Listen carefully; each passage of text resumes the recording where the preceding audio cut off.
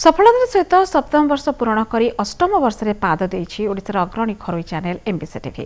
भुवनेश्वर मंचेश्वर स्थित कार्यालय MBC TV प्रतिष्ठा दिवस महा आडंबर पालित हो जाइछि। ए अवसर में एमबीसी टीवी समस्त कर्मचारी समेत कार्यनिर्वाही उपसभापति विश्वनाथ सतपथी, संपादक अपूर्व महांती और विशिष्ट समाजसेवी ब्रज दास प्रमुख उपस्थित थिले।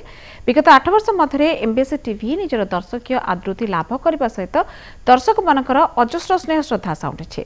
आगामी दिन में दर्शकों को तत्वनिष्ठ आध्यात्मिक भरपूर मनोरंजन सहित निर्भीक और निरपेक्ष संवाद परिवेशन करने को एमबीसी टीवी लक्ष्य रखिछि एवं ए दिगरे समस्त प्रयास करा जाउछि बोली उत्सव पालन अवसर में उपस्थित अतिथि माने मत प्रकाश करथिले।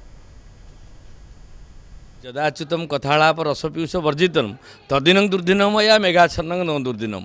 अभाव असुविधा अनाटन आज ना काली ना एगुड़िक दुर्दिन नुहे। दुर्दिन हूँ भगवान सहित संपर्क तुटे भाव दुर्दिन।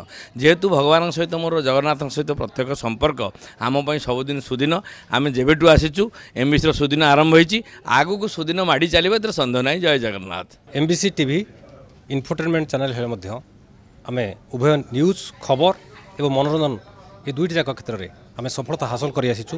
लोक आदृति लाभ करूँ, लोक प्रशंसा पाइचु एवं खबर प्रदान क्षेत्र में आम निरला खबर, सठिक खबर एवं निरपेक्ष खबर परिवेशन क्षेत्र में आम गोटे माइलस्टोन प्रतिष्ठा कर सारी।